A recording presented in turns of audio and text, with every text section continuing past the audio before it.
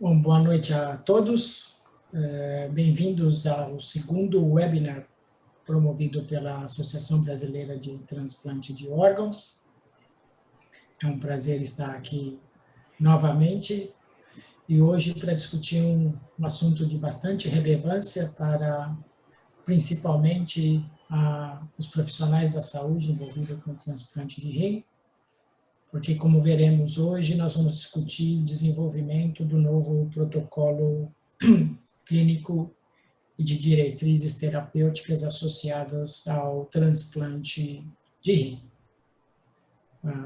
Para esse evento, nós contamos hoje com a presença do Dr. Roberto Manfro, que participou da equipe de desenvolvimento desse projeto, junto comigo, com a doutora Tainá, que vai ser a pessoa responsável pela exposição do desenvolvimento desse projeto e também pelo reconhecimento da contribuição de mais médicos que participaram durante a execução desse PCDT.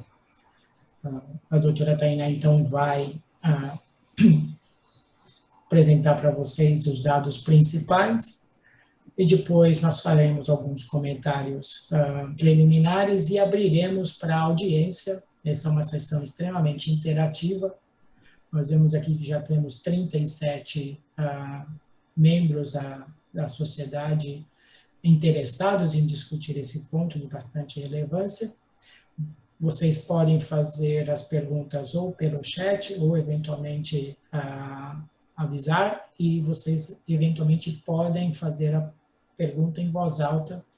A única opção que essa plataforma não dá é que nós não poderemos visualizar cada um de vocês, mas nós vamos poder ouvir se essa for a opção que vocês escolheram. Bom, vamos dar início então, doutora Tainá Sandes, dispensa qualquer tipo de apresentação, lidera agora com o Dr. Ronaldo um programa bastante ativo em Fortaleza e participou ativamente desse projeto, e ela vai discorrer então as linhas gerais, os desafios até a versão final que foi publicada recentemente. Boa noite, Tainá, por favor.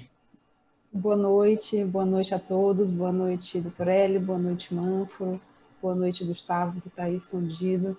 Boa noite a todos que estão nos assistindo. É um prazer estar aqui e é um prazer poder apresentar esse processo. E mais interessante ainda é poder compartilhar com vocês um processo que também foi novo para mim e certamente foi novo para uma parte das pessoas que estavam no comitê elaborador, e o quanto é interessante entender o que é tudo isso, o que significa o PCDT e o que é esse resultado e como ele impacta de fato na ponta, ou seja, na vida da gente ali no dia a dia. Eu vou compartilhar aqui minha tela. Então, o que é esse PCDT? Então, o PCDT é uma abreviatura para protocolos clínicos e diretrizes terapêuticas. Esses são documentos, eles são documentos que são feitos em forma de um texto recomendativo, e o objetivo, à luz do SUS, ou seja, sob a ótica do SUS, e que tem um objetivo de estabelecer critério para o diagnóstico de uma determinada patologia ou de uma determinada doença, os tratamentos que são preconizados com as melhores evidências disponíveis para o uso daqueles medicamentos ou de algum produto, as posologias que são recomendadas para aquele tratamento, como é que o gestor vai fazer os mecanismos de controle clínico para o uso daquela tecnologia, e como é que vai ser feito o acompanhamento dos resultados da utilização daquela tecnologia. Os objetivos principais, ele tem um objetivo muito de gestão, e eu vou mostrar para vocês como isso funciona efetivamente, mas ele tem também um objetivo de ser um material educativo para profissional de saúde. Então, ele tem é um texto que tem assim, essas duas visões. Mas ele é uma ferramenta muito importante para auxílio administrativo de dispensação e de controle de estoque de alguns estados, onde esse sistema está plenamente implantado, e ele termina sendo uma ótima evidência que é utilizado tanto pelo usuário do SUS como pelo Poder Judiciário para aquilo que o paciente tem direito, né? Então, ele é um documento bastante complexo e que tem toda essa fundamentação. Quando eu falei sobre a importância do PCDT na gestão farmacêutica, quem é da região norte e nordeste está mais familiarizado com isso, e eu conheci o sistema na prática depois que vim para Fortaleza. O sistema Horus, ele é um sistema que não está plenamente implantado ainda em todo o país, ele é um sistema que tem módulos, e o objetivo desse sistema é um sistema online que tem o objetivo de fazer a gestão da assistência farmacêutica, isso desde a dispensação até a gestão de estoque e tudo. Então, essa figura, no site do SEMA-Horus você pode olhar os mapas de implantação do sistema no país. Esse é o módulo especializado, que é o módulo onde está o transplante, e daí com o mapa fica fácil de entender, porque nós daqui de cima temos mais familiaridade com esse termo do que os transplantadores da região sul e sudeste. Então, o que é efetivamente o sistema Horus e onde é que ele impacta? Então, vou dar um exemplo bastante trivial, bastante comum. Então, você tem um paciente com nefrite lúpica, por exemplo, e você gostaria de prescrever micofenolato. Então, se o micofenolato for dispensado pelo sistema Horus, o sistema Horus ele é parametrizado utilizando o PCDT. Então, o PCDT vai dizer o que é o tratamento, de acordo com o PCDT, para nefrite lúpica. Aí lá tem a azatioprina. Então, eu não consigo prescrever o micofenolato para aquele CID, para aquela indicação, porque o sistema ele é parametrizado para isso. Então, um exemplo mais na nossa realidade é o dentro do transplante. Então, onde o sistema Horus está plenamente implantado, a parametrização para a imunossupressão inicial para o uso do micofenolato, por exemplo, o paciente deve preencher um dos 5 critérios que estão aí descritos. Então, o paciente deve ter intolerância à azatioprina, ele usa esse termo, eu resolvi usar o mesmo termo que ele usou, que é ter nefropatia crônica do enxerto, rejeição aguda mediada por anticorpo ou celular, ou episódios recorrentes de rejeição. Então, daí a importância de a gente compreender o que é o PCDT. E a demanda para a revisão desse PCDT, ela saiu da própria Secretaria de Ciência, Tecnologia e Inovação, que é vinculada ao Ministério da Saúde. É importante a gente conhecer que os PCDTs, eles são revisados, teoricamente, a cada 2 anos. Então, passou um pouquinho da época de revisão, mas a própria secretaria foi quem demandou a revisão do protocolo, do último protocolo publicado, que é esse que está aí na figura do lado, que foi publicado em 2014. Né? O protocolo de imunossupressão vigente, que é o PCDT vigente de 2014, foi em cima deste protocolo que nós trabalhamos e atualizamos. Tudo isso é coordenado pela Conitec.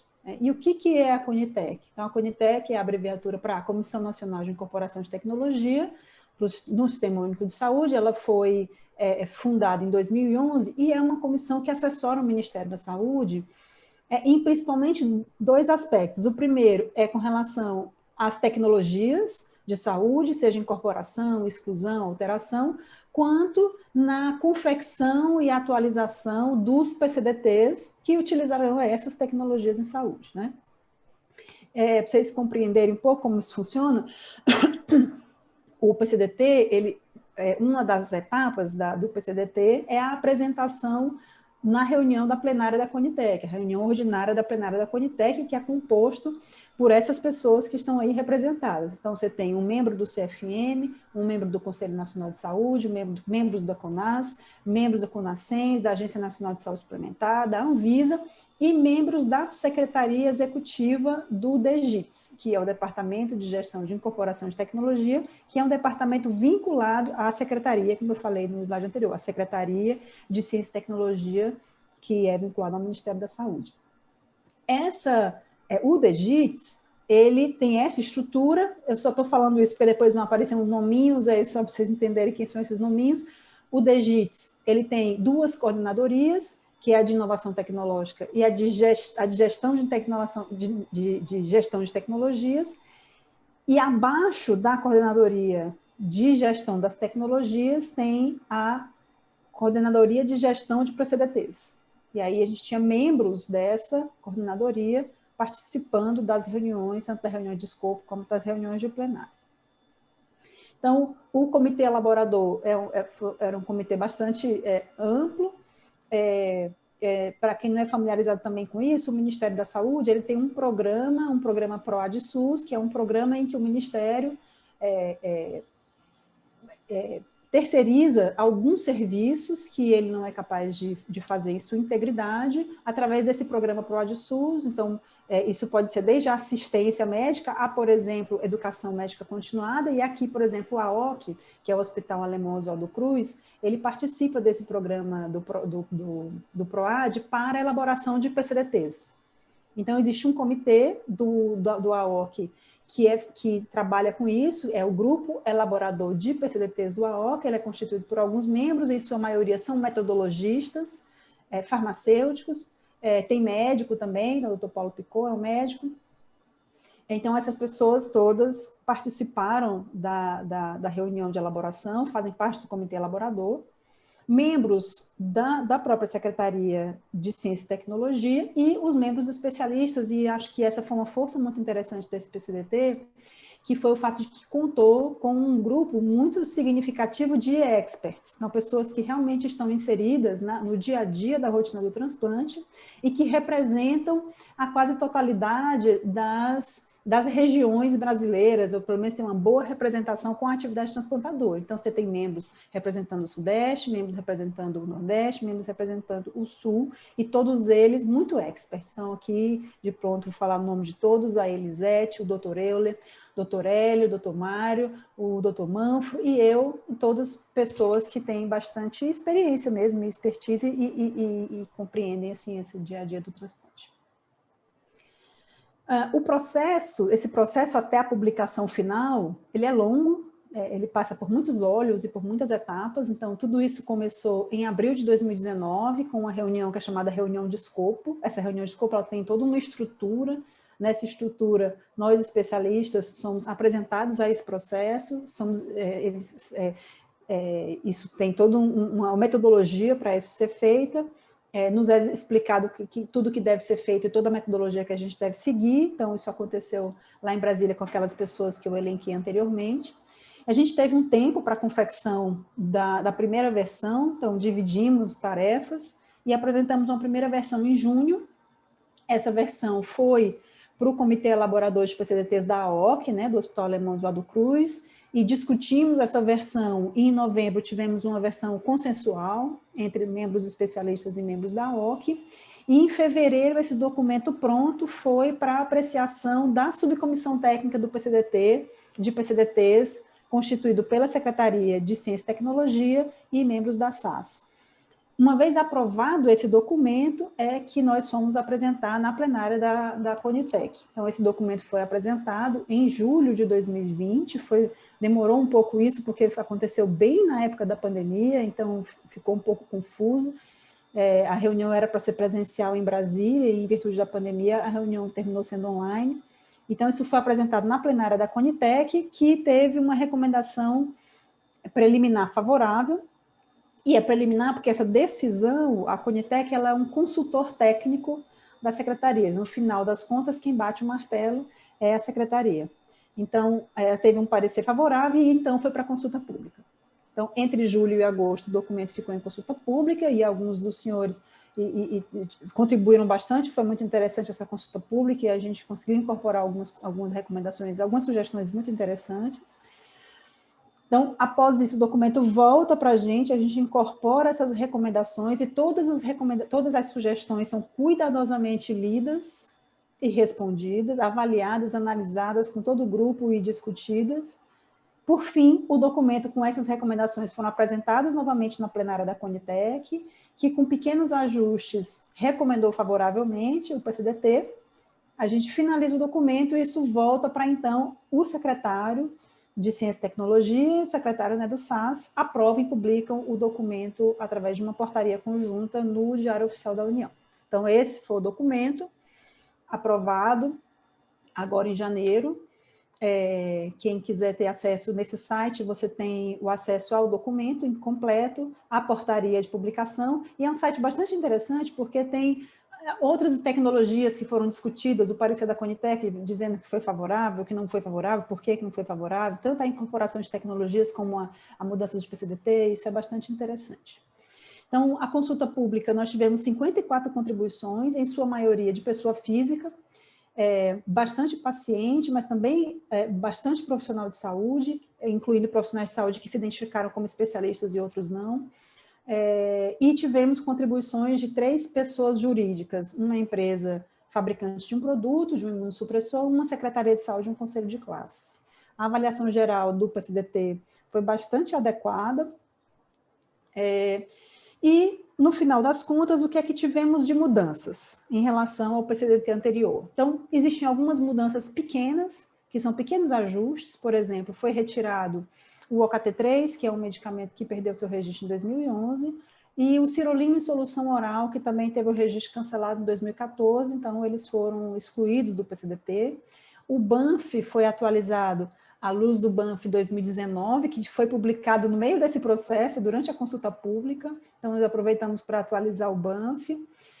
Atualizamos, foi incluído um tópico sobre o uso de terapias de remoção e modulação de anticorpos pós-transplante, a gente não conseguiu encontrar um termo melhor do que esse, então ficou dessensibilização pós-transplante, com uma possibilidade de uso de plasmaferese e imunoglobulina pós-transplante. Trocamos alguns termos que não são mais utilizados rotineiramente, que podem trazer alguma confusão, como nefropatia crônica do enxerto. Também atualizamos o tratamento de rejeição à luz da diretriz que saiu também nesse meio do caminho, o manejo de rejeições crônicas, e apesar da falta de evidências, foi aberta uma possibilidade de manejo terapêutico das rejeições crônicas ativas. Fizemos pequenos ajustes com relação à concentração-alvo dos medicamentos, e uma coisa importante que impacta bastante no dia a dia da gente é que foi retirada as doses máximas dos medicamentos cuja dose é ajustada de acordo com o monitoramento da concentração sanguínea.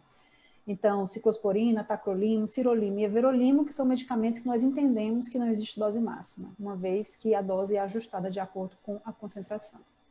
Então, em resumo, o tratamento da rejeição aguda foi feito um pequeno, na verdade, uma organização assim no tratamento, ela foi dividida, então, em rejeições de BANF 1 ou 2A, e o BANF 2A com possibilidade dos 2 tratamentos, a depender do quadro clínico, e os BANFs 2 e 3. Nos BANFs 1 e 2A, a recomendação de tratamento com metilprednisolona, e no BANF 2A e para frente, timoglobulina, assim como também nas rejeições que não responderam ao metilprednisolona. E as rejeições mediadas por anticorpo, o tratamento recomendado foi com plasmaferese e imunoglobulina. A principal novidade, na verdade, no PCDT, porque o PCDT é dividido em tratamento de rejeição, e ele começa com tratamento de rejeição, imunossupressão de indução, imunossupressão de manutenção.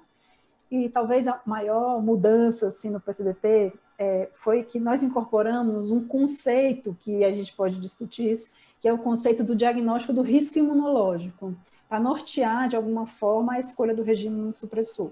Então, nós categorizamos os pacientes em baixo risco e pacientes de alto risco, baseado nas incompatibilidades HLA, nos eventos sensibilizantes, na presença de anticorpos anti-HLA e na ocorrência ou não de disfunção inicial do enxerto. Então, os pacientes que são transplantes com doador vivo ou falecido não sensibilizados, sem anticorpo pré-formado, com boa compatibilidade HLA e com função imediata, foram categorizados como baixo risco, e todo o que não é isso foram caracterizados como risco alto.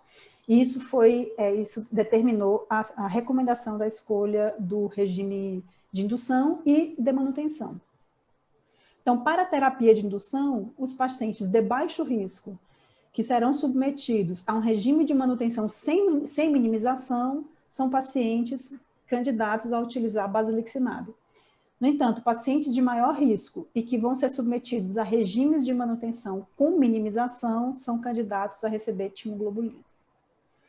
Com relação ao regime de manutenção, essa também foi uma mudança muito importante no PCDT, é que esse é um PCDT bastante inclusivo, ele permite, baseado nessa estrutura de um inibidor de calcineurina e um antiproliferativo ou embedemitor, qualquer combinação, a depender do perfil da combinação doador-receptor. Então, a recomendação é que haja um inibidor de calcineurina, seja ele tacrolimus ou ciclosporina, um antiproliferativo ou inibidor de mTOR, seja micofenolato sódico, micofenolato mofetil, azatioprina, sirolimo ou everolimo, e o corticoide. Então, ele é um PCDT bastante inclusivo para que essa escolha seja feita a depender da individualização daqueles pacientes, né, daquele caso. A gente recomenda que não seja realizada mudanças eletivas da imunossupressão e que isso só aconteça motivada por algum evento adverso. Então, basicamente, foi assim que ficou. Para pacientes de alto risco, a recomendação é de que esses pacientes recebam tacrolimus e micofenolato, e para pacientes de baixo risco, qualquer uma dessas associações é possível, a depender de todas essas questões que a gente já tratou. E aí a gente só colocou aqui algumas peculiaridades de cada um desses regimes em comparação com o regime de micofenolato, ou seja, a azatioprina, por exemplo, é um regime que tem uma incidência maior de rejeição, em contrapartida, uma incidência menor de incidência de CNV, e por aqui vai. Aqui a gente colocou apenas regimes de exceção que seriam considerados em situações não habituais. Então, basicamente foi isso. Desculpa se eu falei muito rápido aqui correndo, mas esse documento ele está disponível, inclusive esse documento, quando você baixa lá naquele site da Conitec, ele tem todo esse processo que eu falei para vocês, desde apresentar o que é a Conitec, apresentar o que é esse processo dos PCDTs, quem é que constituiu o comitê elaborador e o comitê aprovador, inclusive, todas as recomendações que foram feitas e quais foram as respostas às recomendações que foram feitas durante a consulta pública. Muito obrigada pela atenção. Obrigado, Tainá. Excelente a viagem em torno desse processo aí que durou quase 2 anos, né? Os desafios que nós tivemos bastante interessante. Acho que deu para ilustrar todo esse processo e com certeza ressaltar ou tirar algumas dúvidas que nós tínhamos até de PCDTs anteriores. Eu quero avisar todos os membros que estão nessa videoconferência que, como eu falei, existe a possibilidade de fazer perguntas pelo chat, pelo lugar de perguntas e respostas.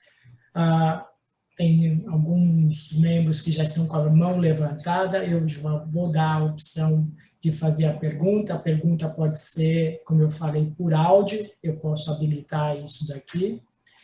E a primeira coisa, eu peço só para que vocês aguardem 1 minuto, que eu vou pedir primeiro para que o Manfro descreva um pouco da experiência desse processo de participar da realização desse PCDT. Manfro, boa noite. Boa noite, pessoal, boa noite, colegas aqui, e boa noite a todos os colegas e amigos que estão presentes na audiência. Eu estou olhando aqui na telinha, estamos em 105 pessoas, o que por si só já é uma coisa muito bacana, né? Quando o Hélio pede para falar da experiência, né, isso é coisa que se pergunta para velho, então, mas eu não vou levar isso em consideração, porque ele tem quase a minha idade, e eu me dou muito bem com ele, então não ficará nenhum sentimento negativo em relação a isso. Obrigado pelo convite do Departamento de Transplante Renal da BTO para participar, e talvez a minha participação também tenha se dado pelo fato de que no primeiro protocolo nacional para imunossupressão em transplante renal foi feito em 2000 e 2001 e eu fui um dos participantes, então eu já tenho uns 20 anos de carreira nesse negócio, né? A Tainá já fez um reconhecimento aos outros colegas, né, que participaram do núcleo inicial ali, a Elisete Keiter, o Euler e o Mário Abud, né, que muito contribuíram também. E eu queria só dizer umas palavras iniciais reconhecendo assim, esse processo todo, ele parte de um reconhecimento da sociedade, do gestor e das autoridades, para que essa atividade seja de alguma forma regulamentada e organizada, para orientar o gestor, orientar as equipes, orientar demandas judiciais e outras questões que já foram mencionadas pela Tainá. Mas ele tem, eu acho, um mérito muito grande que é a consulta pública, né? E na consulta pública qualquer um de nós pode fazer suas sugestões, trazer suas dúvidas, e eu acho que isso dá para ele um aspecto democrático. É claro que o que vem tem que ser filtrado, tem que ser analisado, e se vocês lerem o PCDT, eu reli ele ontem à noite para essa conversa aqui hoje, e quando nós olhamos para a bibliografia de sustentação do PCDT, tem 149 referências bibliográficas, e quando nós olhamos para aquilo, nós encontramos o que tem de melhor na literatura, né, justamente para poder sustentar o que está aqui proposto. Então, eram essas as minhas palavras iniciais. Eu estou apreensivo, né, para ver as colocações dos colegas e começarmos a nossa conversa, que é a parte mais bacana disso tudo. Obrigado. Obrigado, Manfro. Eu só vou adicionar um comentário que, devido à ideia desse PCDT, como a Tainá já mencionou, foi ser inclusivo. E, na verdade, essa razão é por conta das diferentes realidades locais dos centros de transplante no Brasil, né? Para todos nós que tivemos possibilidade de frequentar congressos em todas as regiões, nós percebemos que a qualidade do transplante que é feita é muito boa, mas as realidades locais são muito diferentes. E o único propósito, ou o maior propósito desse PCDT foi capacitar os centros transplantadores em todas as regiões do país e poder proporcionar para os seus pacientes o melhor tratamento possível. Então, essa foi a grande ideia que esse grupo de médicos levou ou iniciou os trabalhos para desenvolver esse PCDT. Eu vou iniciar aqui as perguntas, né? A primeira pergunta vem da Mariana Salomão Braga. Mariana, você prefere... Eu vou deixar o áudio, você pode fazer a sua pergunta pelo áudio. Pode fazer a sua pergunta, Mariana. Seu microfone está mudo. Fechado.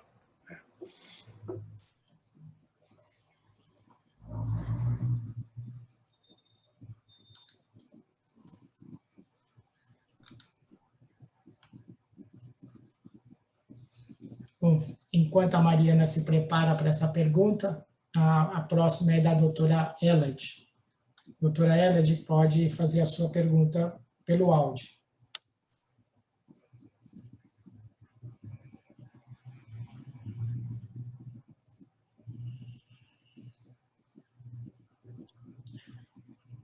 Será que nós temos um problema? Oi, aqui? boa noite. Boa noite A todos. Finalmente. Bom, boa noite a todos. Eu gostaria muito de agradecer a oportunidade que acho que todos nós estamos tendo hoje. Eu gostaria de fazer 2 comentários rápidos e uma pergunta. O primeiro comentário, acho que é a felicidade de todos nós que temos prática clínica, estarmos convivendo, né, com o que a gente hoje conhece como avaliação de tecnologia de saúde, né, que é tudo isso que a gente utiliza na nossa prática clínica, de diagnóstico, de tratamento, mas utilizar as evidências clínicas desses assuntos, né, para tomada de decisão de gestão. E um dos principais instrumentos da avaliação de tecnologia de saúde, se não o mais importante, é o PCDT, porque ele é que se utiliza, o gestor máximo do nosso país, que é um sistema público, ele utiliza para tomar decisões e para disponibilizar tratamentos para os pacientes que a gente toma conta, né?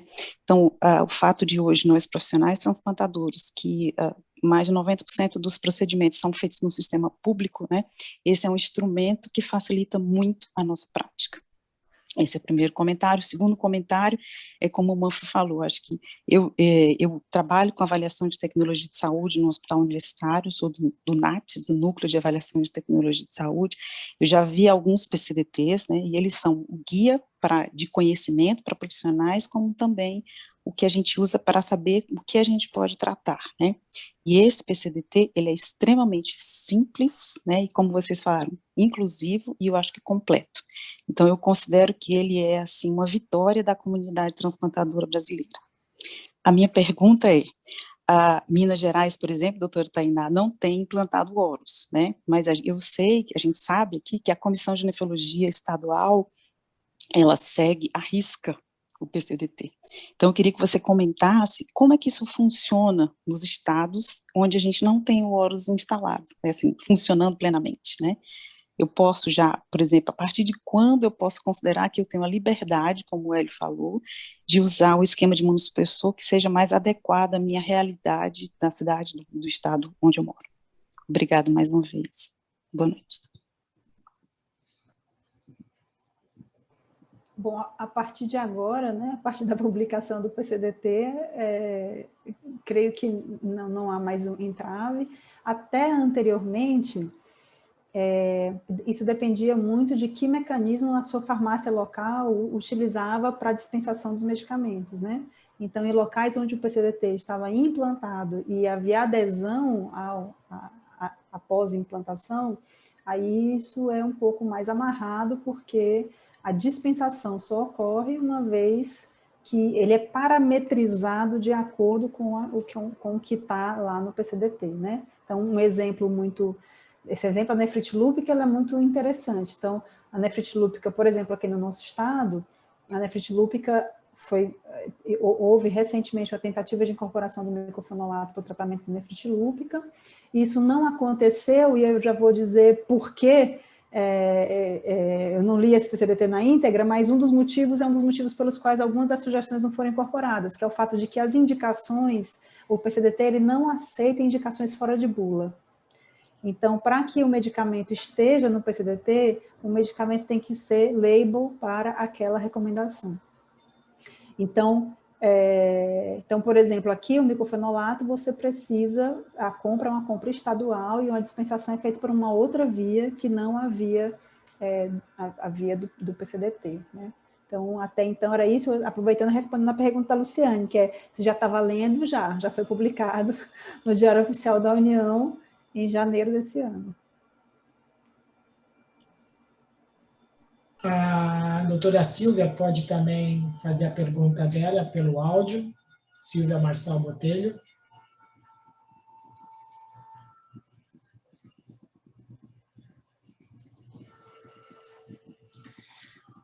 A doutora Silvia fez a pergunta também aqui pela sessão de perguntas e respostas, e ela pergunta do papel do rituximab no tratamento da rejeição mediada por anticorpo. Acho que poderia tanto a Tainá e o Manfro comentarem aí por que nós não incluímos no PCDT. Eu acho que inicialmente houve um entusiasmo muito grande a partir de um estudo retrospectivo, né, com controle histórico feito pelo grupo do Denis Gloss em Paris, onde mostrava uma diferença de sobrevida no grupo que recebia rituximab além do tratamento padrão, que eram plasmaféres e imunoglobulinas, contra só plasmaféres e imunoglobulinas.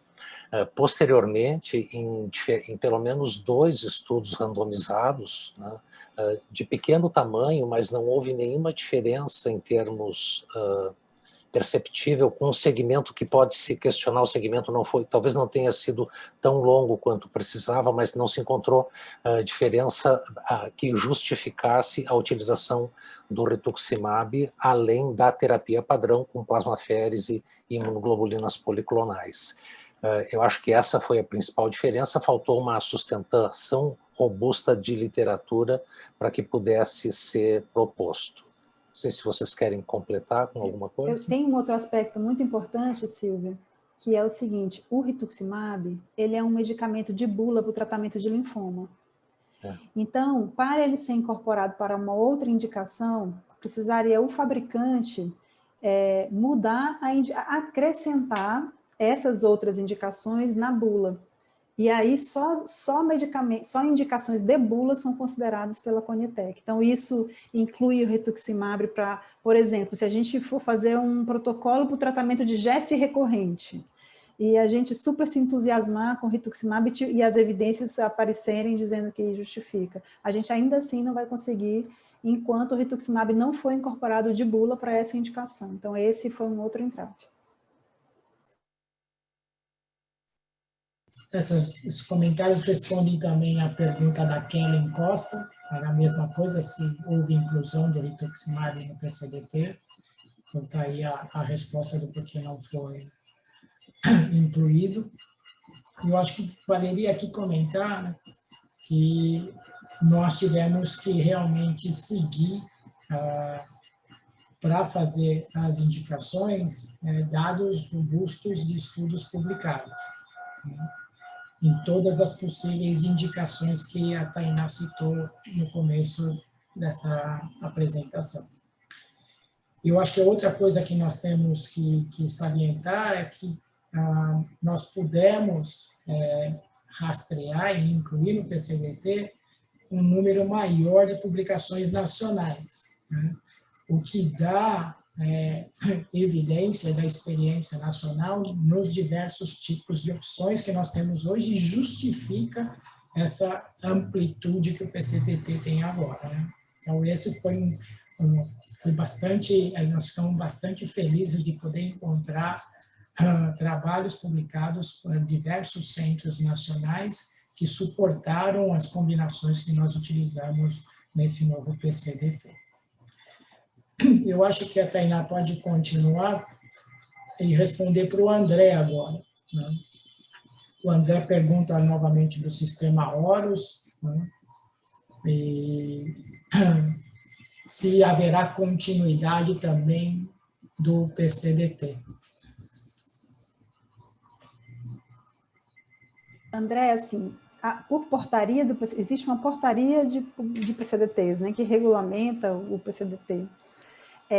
De acordo com essa portaria, os PCDTs eles devem ser avaliados a cada 2 anos. Existe uma daquelas comissões lá, que é uma comissão de avaliação do PCDT. E quando você escreve no PCDT, um dos papéis é definir meio que indicadores de gestão. Então, eles checam, por exemplo, se a prescrição está de acordo com a recomendação, e aí eles têm esses 2 anos para avaliar o quanto que está discrepante ou não dessa recomendação e fazer ajustes eventualmente, né? Uma outra coisa que acontece também nesses 2 anos é a revisão dessa questão do rituximab. Por exemplo, vamos supor que em 2 anos esse medicamento entre na bula e novamente seja demandado essa introdução, uma vez que surge uma evidência que justifique ela estando em bula, ela pode ser incorporada se a comissão julgar. Então, esse é um aspecto. O outro aspecto importante é, por exemplo, você pode perguntar assim, por que não foi incorporado o tacrolimo de liberação prolongada? Porque o PCDT, ele rege o uso de medicamentos que fazem parte, sob a ótica do SUS. Então, esses medicamentos, eles devem estar disponibilizados na Relação Nacional de Medicamentos, né, que é o RENAME. Se esse medicamento não estiver relacionado nessa relação, anteriormente a isso, tem que haver uma demanda à Conitec para incorporação daquela tecnologia, certo? Então, por exemplo, o próprio tacrolimo de liberação prolongada foi, há um tempo atrás, eu acho que isso está até respondido lá no PCDT, em 2018 ou 2019, tinha havido essa demanda para a Conitec para a incorporação dessa tecnologia, e a plenária da Conitec decidiu por não incorporar o tacrolimo ao RENAME. Então, mesmo a medicação sendo de bula, se ela não fizer parte do RENAME, ela não pode, nesse momento, ser incorporada ao PCDT. Mas essa provocação para incorporar ao RENAME medicamentos que são de bula, para aquela indicação de acordo com a Anvisa, ela pode surgir de qualquer pessoa e de qualquer entidade. Então, isso pode surgir desde o fabricante, um profissional de saúde, um usuário, enfim. E aí isso vai passar por todo esse processo, um processo muito parecido com esse que eu falei para aprovação de PCDTs, existe um para incorporação de tecnologias. Então, tem que ter os estudos de eficácia, os estudos de custo-efetividade, passam por essa plenária e a plenária decide se pode ou não ser incorporado. Então, respondendo objetivamente a sua pergunta, teoricamente, a cada 2 anos, o PCDT é avaliado e essa demanda pode surgir mesmo da própria secretaria. Agora, esse comitê é que a gente não, isso foge ao nosso controle, né? Quem é que compõe esse comitê, isso não foge ao nosso controle. Quer dizer, nós fomos convidados pelo comitê elaborador do AOC porque entendeu que precisava para essa elaboração de especialistas. Isso pode mudar, eles podem selecionar outras pessoas, ou eles podem selecionar mais ou menos pessoas, isso vai depender do comitê. Isso se daqui a 2 anos, por exemplo, ainda existir PROAD-SUS, o PROAD-SUS ainda for com a OC, né, esse pacto, enfim. Mas só para vocês compreenderem o processo. Eu lembro que no PCDT de 2014, isso foi muito confuso para todos, né? E agora, assim, ficou bem claro para a gente, inclusive porque o documento é muito claro também em relação a esse processo.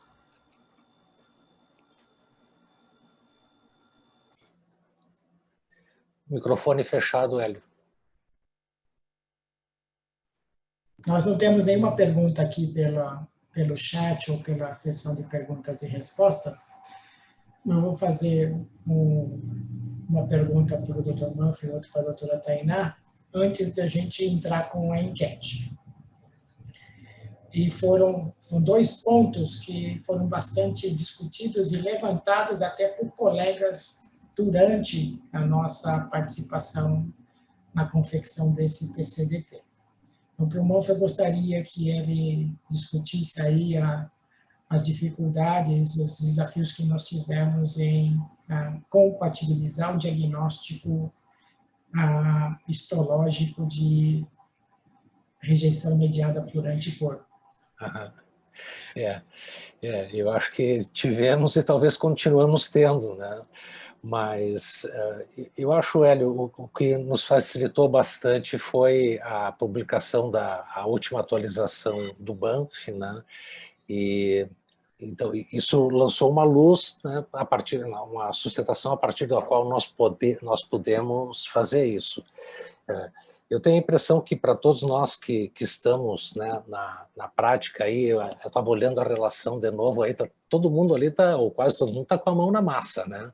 Então é uma coisa bacana. E claro que todos nós podemos ter nossas tendências que vêm da formação ou da própria prática e que leva em conta os recursos do meio onde a pessoa está inserida, né, e com que facilidade ela consegue acionar isso, né.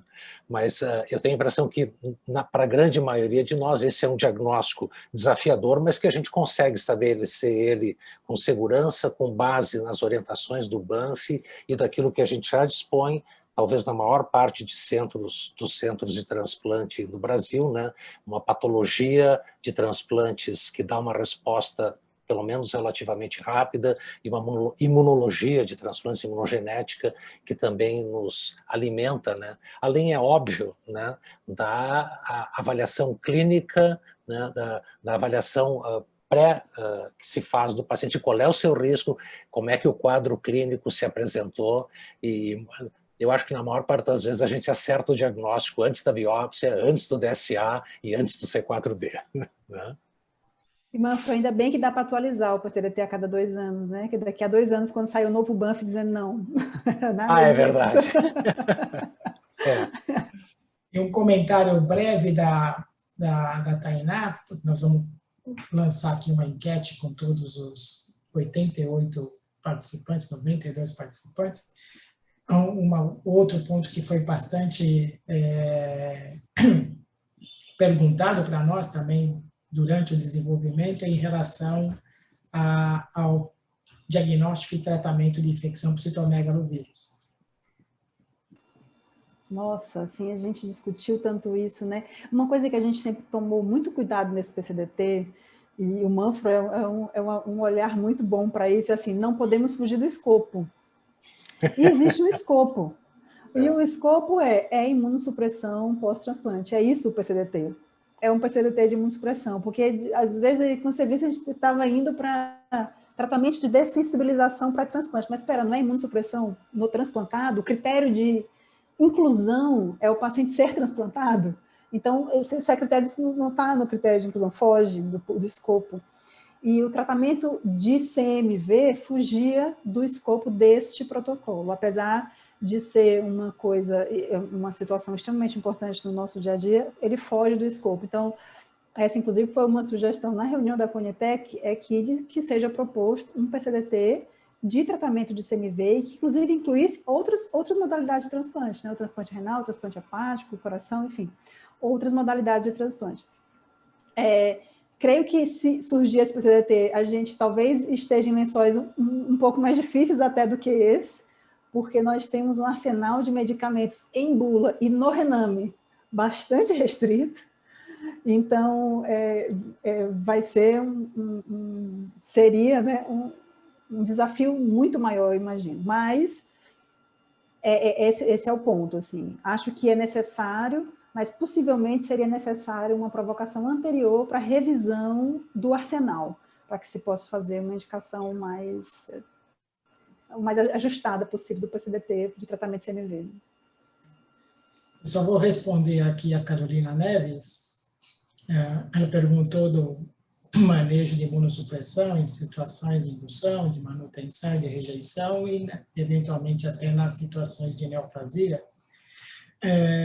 O PCDT não tem nenhuma ambição e nem é orientado para determinar a prática, a melhor prática ou a prática que deve ser exercida em cada centro. Pelo contrário, ele simplesmente fornece todas as possibilidades e as evidências que existem.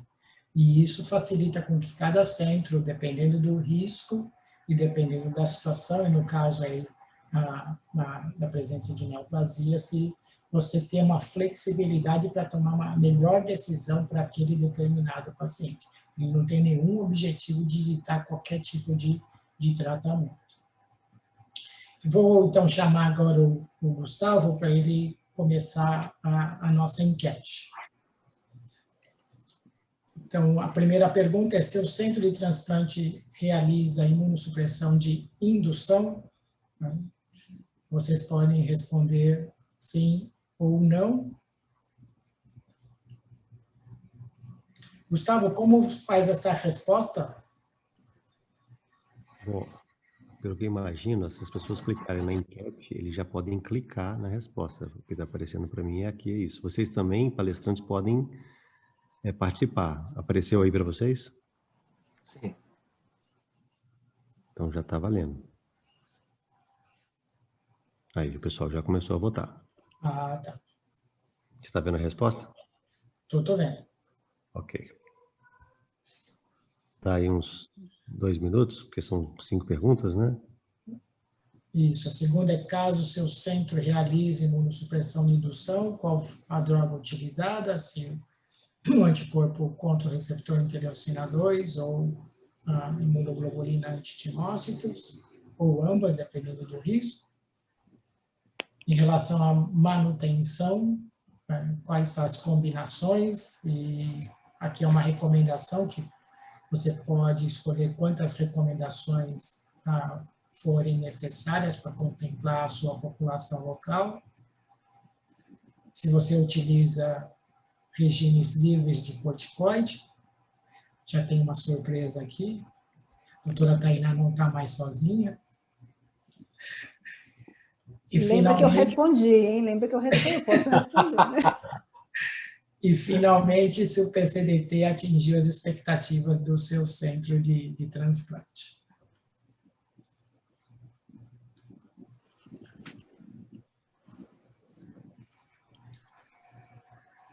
Ainda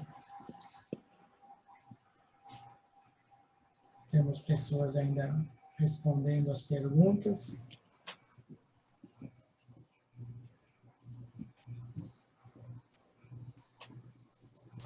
Só queria aproveitar rapidinho enquanto eles não respondem, para fazer um comentário, é que o PCDT ele tem uma parte de situações especiais.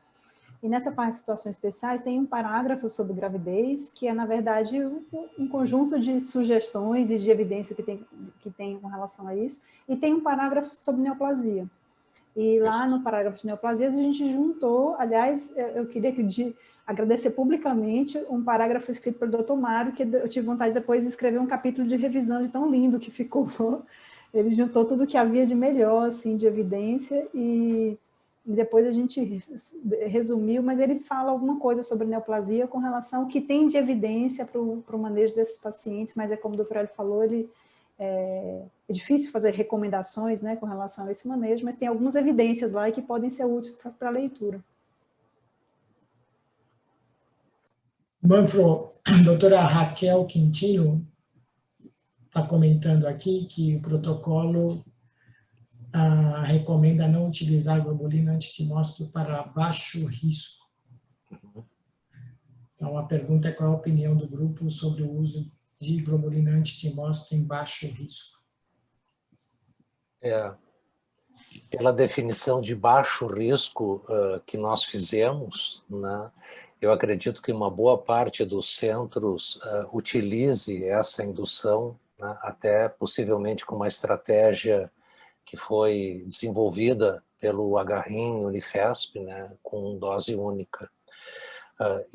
Quando nós colocamos DGF como definidor de alto risco, ou pelo menos de um risco aumentado, como nos parece, né, eu acho que talvez isso seja um consenso à luz do que se tem na literatura e da nossa própria prática, nós já temos aí que pelo menos mais da metade dos transplantes renais com doador falecido no Brasil já não são mais baixo risco, independente das outras combinações, né? Então, eu acho que, de novo, é difícil fazer recomendações, mas eu tenho a impressão, né, no meu centro não, eu não sou dono dele, no centro no qual eu trabalho, né, nós utilizamos timoglobulina em dose única né, desses pacientes que aqui foram classificados como baixo risco. Talvez porque a gente tenha perdido a fé no basiliximab, né? A gente é muito religioso e então, não sei se alguém gostaria de expandir nesse comentário, a Tainá, o Hélio e os outros colegas aí. É um tema bom de debater um pouco. Raquel, só compartilhando o que o Manfro falou, o estudo multicêntrico que está em vias de ser publicado, ele mostrou 54% de incidência de disfunção em DGF, né? Então, você já parte do pressuposto que aquele paciente que não tem DSA, por exemplo, né, que a gente, a princípio, está entendendo baixo risco imunológico como DSA, esse paciente vai sair em DGF e que DGF aumenta o risco de eventos imunomediados. Então, para ele ser baixo risco, efetivamente, tem que ser um paciente com baixo risco de DGF, com boa compatibilidade HLA, sem DSA. Então, essa combinação ela é bem difícil, na verdade, né, de você, enquanto provavelmente essa combinação vai ficar restrita a um transplante com doador vivo de excelente compatibilidade, né, um doador vivo com boa compatibilidade, sem ser um transplante prévio, sem DSA. Então, de fato, muito provavelmente o que você está chamando de baixo risco é o que nós entendemos aqui como pelo menos um risco intermediário, né? Desculpa falar, Hélio. Só complementar que esse foi a nossa maior dilema, realmente, foi definir risco, né? E que essa forma nós tiramos alto risco imunológico, ou baixo risco imunológico, e optamos por maior ou menor risco de perda do enxerto, né? Por conta e utilizando essas variáveis. E nós sabemos que isso também varia dentro do país. E essa flexibilidade foi proposital, né? Por exemplo, quando nós aqui em São Paulo e o Manfro no Rio Grande do Sul utiliza uma proporção muito grande de rins de critério expandido, isso proporciona que esses pacientes tenham a possibilidade de utilizar a globulina antitimócito. Por outro lado, a Tainá, que utiliza rins de doadores mais jovens, e com a possibilidade de um tempo de isquemia fria mais curto, e eventualmente até pela a capacidade local de usar a máquina de perfusão, ela tem um órgão com uma estrutura e uma função melhor. Porém, por conta do tamanho da lista dela, a compatibilidade HLA dela não é tão ideal assim. Nós testamos basiliximab por muito tempo e o basiliximab não reduz a incidência de rejeição quando nós utilizamos tacrolimus e micofenolato. E existem evidências internacionais nessa direção. Então, na verdade, isso foi para que cada centro realmente possa avaliar o risco da população local, da demografia local e fazer a melhor escolha. Manfred, se você quer fazer o seu comentário final antes de eu resumir aqui a enquete. Não, era só realmente essa questão da definição de risco, ela pode ser baseada em dados, se foi o que a gente tentou fazer, mas ela também tem um contexto, né? Nós procuramos categorizar em baixo risco e alto risco, mas certamente existem pacientes que têm um risco mais baixo do que o que nós classificamos como baixo risco, que são, por exemplo, os HLA idênticos, né? E tem pacientes que têm um risco muito mais alto que o que nós colocamos no alto risco, que são, por exemplo, os pacientes que fizeram dessensibilização pré-transplante. Então, a gente procurou simplificar de modo que nós tenhamos um documento que sirva, que propicie essa flexibilidade que o Hélio e a Tainá já mencionaram. Mas essa discussão, a gente pode um dia marcar uma outra reunião com todo mundo para discutir só isso. Bom, eu vou atualizar aqui, então, a enquete. Em relação à primeira pergunta, se o seu centro de transplante realiza imunossupressão de indução, a vasta maioria, 98% dos centros utilizam, né? O que, no contexto histórico do transplante, é uma visão bastante recente, né? Nosso centro, por exemplo, tinha uma característica de ser um centro que não fazia indução. E de repente, começamos a fazer por diversas razões, mas nós vemos aqui que a maior parte dos centros hoje no Brasil também fazem algum tipo de indução. A segunda pergunta também mostra claramente o dilema que nós acabamos de discutir, né, porque uma pequena porcentagem, 3% só das respostas foram a utilização de anticorpo antirreceptor de interleucina 2, né, sem nenhuma estratificação de risco, né. Eu creio que esses centros utilizam universalmente e talvez tenha uma população de menor risco. 61% das respostas foram para globulina antitimócito e 36% dependendo do risco do transplante ou do paciente, 36% das vezes. Então, mostra claramente que a tendência de indução dentro do nosso país, e cada região ou cada centro deve ter aí a sua característica para escolher dessa forma, né, e eventualmente até para indicar um ou outro, dependendo do risco. Regime de manutenção, não há dúvida, a maior parte dos centros, 86% deles utiliza tacrolimus e diclofenolato, e nós não esperávamos nenhuma resposta diferente dessa. Esse é o padrão de tratamento preconizado para a maioria dos receptores de transplante renal. Mas nós temos aqui 15% dos centros que utilizam ainda tacrolimus e azatioprina. Eu me incluo num desses centros, mas eu não respondi a enquete. Então, talvez aqui a porcentagem aumente um pouquinho. Tacrolimus inibidor de mTOR, 42% das respostas, de 59 respostas, isso mostra a penetração do inibidor de mTOR no nosso meio, e aqui eu acredito que isso se deva à proteção ou associada à redução da incidência de infecção por citomegalovírus, que é um problema nacional, ele não é nem um problema regional. Curiosamente, temos centros que utilizam ainda a ciclosporina, 10% dos centros utilizam ciclosporina, e isso novamente salienta aí a inclusividade dos critérios do novo PCDT para possibilitar todas essas combinações. E ainda tem um grupo de 5% que utiliza regime sem inibidor de calcineurina, que eu acredito que sejam em situações excepcionais. Regimes livres de corticosteroide, para pacientes de baixo risco imunológico, 17% dos centros, 10 centros utilizam essa estratégia.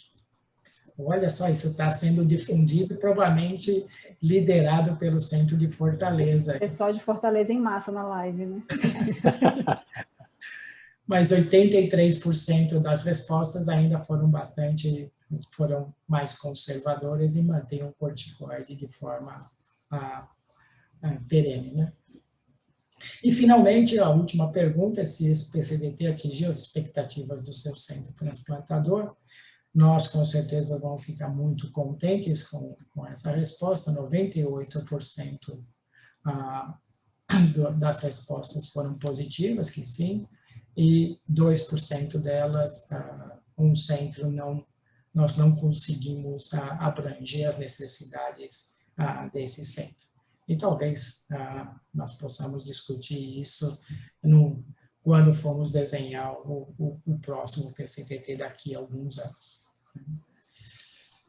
Eu vou só deixar aqui para que tanto o Manfro e a Tainá façam suas palavras finais aqui antes de encerrar a sessão. Começo eu rapidamente, então. Eu queria agradecer, né, mais uma vez a ótima condução do Hélio, a excelente apresentação da Tainá, a participação de todos os colegas na live, essa iniciativa do Departamento de Transplante Renal da BTO, e outras lives virão, né, e elas certamente terão a frequência de todos vocês e outros que hoje, porventura, não tenham conseguido comparecer. Muito obrigado a todos e uma boa noite.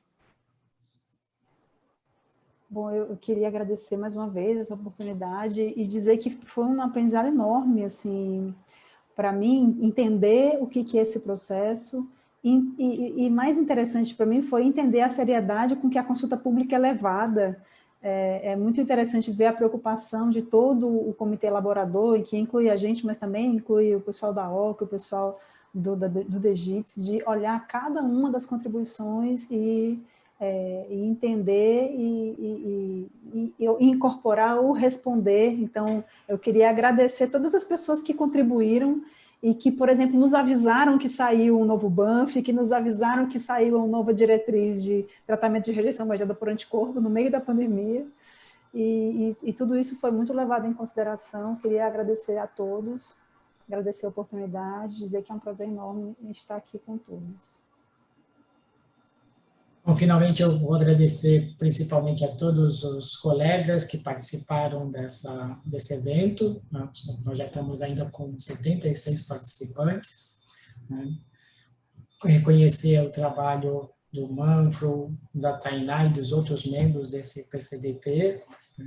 Foi um trabalho bastante intenso, mas nós acreditamos que alcançamos aí os objetivos atuais. Agradecer ao Gustavo, que está aqui organizando todo esse processo, que tem organizado todas as sessões e tem incentivado bastante a divulgação dentro da BTO.